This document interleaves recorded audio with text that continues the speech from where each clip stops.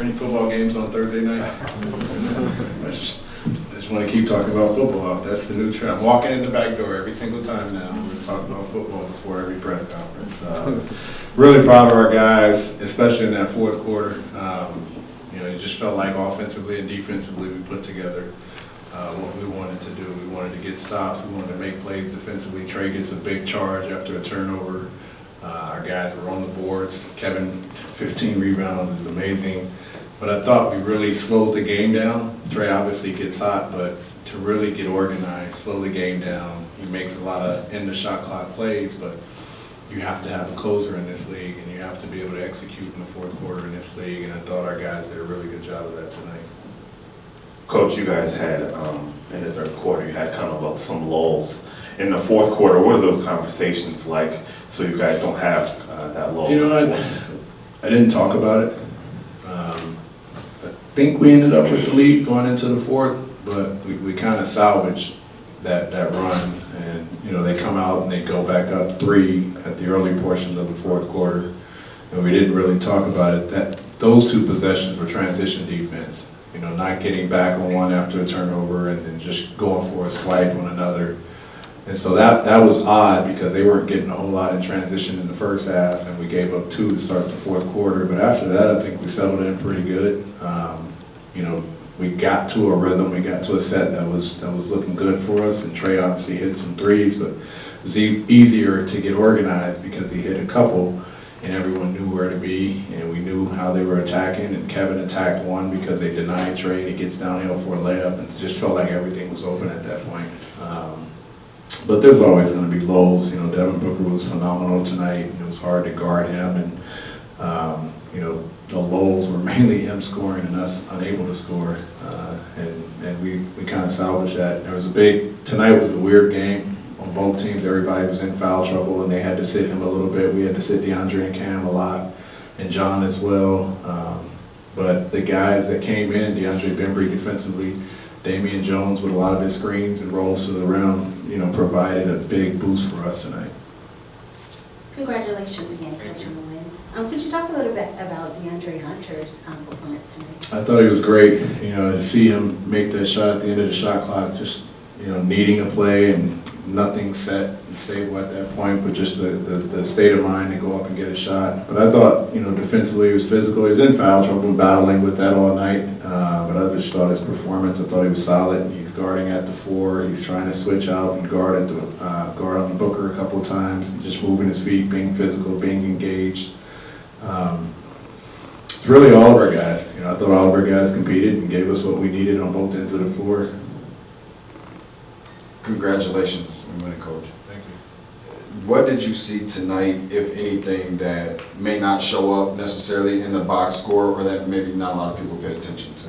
Cam Reddish, for him to defend Booker is to make him work. And, there are certain guys in this league, they're going to get 30 no matter what. And if they don't get it, it's more an off night than what any team, will do. But I thought he competed. I thought he really challenged every shot. I thought he was in the bodies and engaged. And I thought one of the biggest plays of the night was him getting a defensive rebound, pushing it, accelerating, he gets into the paint and kicks it out. Kevin hits a 3.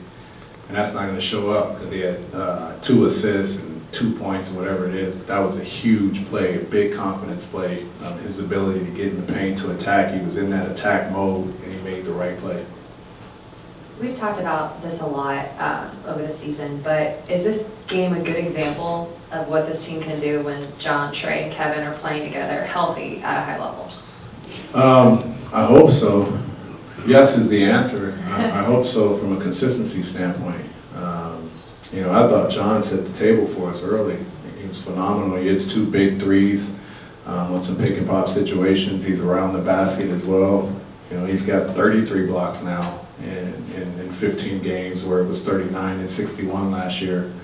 And so his defensive numbers and defensive rating at the 5, he's playing a lot at the 5, have been great. But to see Kevin shoot the ball the way he shot it tonight, to see him rebound, to see DeAndre make plays, to see Cam defend, and then Trey close it out, is kind of how it's been designed. We're trying to get these guys to all gel together, and tonight was an example of that. Earlier you spoke to Kevin having 15 rebounds, but he also was 2 assists shy from a triple-double. Could you just speak to his overall game? Yeah, I mean, that's, similar to what we just said. Having him on the court, it's great when we have a 6'7" 2 guard, a 6'9" Cam Reddish, a 6'9" DeAndre Hunter, however they measure out. All of those guys are capable of going up and getting extra rebounds for us, and Kevin showed that tonight. But we've always talked about Kevin Huerter being that secondary playmaker. So 8 assists is a huge number for him, and that's key. Teams are going to blitz Trey, and he's got to get off the basketball. And when he does, we have a guy that's capable. And Kevin, we're slowly going to grow Cam and DeAndre to make some plays as well. But I think Kevin shows us that he's capable of doing it. His first 2 games back, which were earlier in the year and early in December, he had 13 assists in those 2 games. I think Charlotte was one and Orlando was the other, whoever it was. But we knew then and we know now that he's capable of being another facilitator for us. But it definitely helps when he's also a three-point shooter like he was tonight.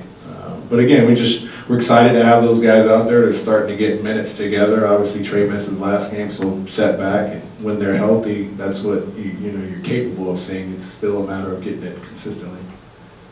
Congratulations, Coach. We're exactly at the halfway point of the season. What will be your progress report for the team? The what? Your progress report for the team. Incomplete.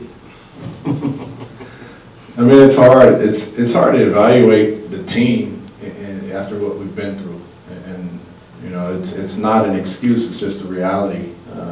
We're probably over the 100-minute mark with Kevin, Trey, and John on the floor now, finally, and that's an incomplete. I still just go back and evaluate each player individually, and what we can do to help them and where they've grown from the beginning of the year, what type of setbacks they may have had, and how we can continue to assist. And I like what those young guys are doing, and that's it's hard as a coach to just isolate those 5 guys, but they're a big part of our future and they're a big part of what we're doing and why they're starting.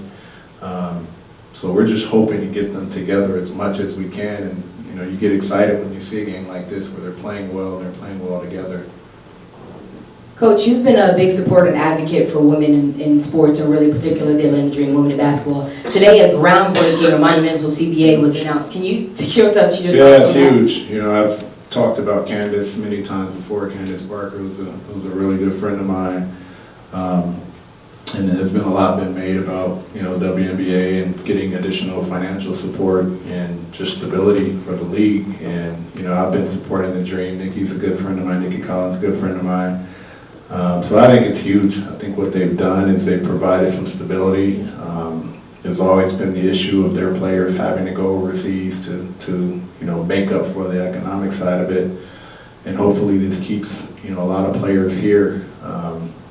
So I thought it was huge. I didn't know, it was kind of unexpected. I didn't know that there was such an agreement that they were working on. I know they've always talked about it, but I didn't know they were as close as they were. And to finalize it, I think it was 8 years, 7 years. It just boosts the league. It boosts. I have a daughter, so maybe we need to get her for 20 years because she'll be ready soon. It felt like Trey kind of picked his spots for the first 3 quarters and then put his foot on the gas more in the fourth. Is that do you feel like the offense is at its best when he's able to do that, get other guys involved, and then kind of take over the game? Well, just managing it. I talked to him right before I came in here. I said, I don't care what shot you take. It's just really get the one you want, and let's make them have to work when they're defending us, especially in the fourth quarter. He had full control of this game tonight. Hitting the rollers, Damian and John, finding open shooters, getting off the basketball when he was being pressured, letting Kevin handle it. A lot of aggression and a lot of understanding when to let other guys be involved. I just thought his command of the game was exceptional. And that's the biggest challenge for a young point guard, is to understand how to command, how to manage the game from an execution standpoint, the details of it, who hasn't touched it in a while, who's hot, how to get it to them. All of those things are important, and they're starting to figure each other out, and he's staying engaged. The other guys are helping him out with it, but that's an important part of his growth, and he was exceptional tonight. Hey NBA fans, Kelly McGill here. If you like that last video from Fanatics View on YouTube, be sure to subscribe down below for exclusive NBA content.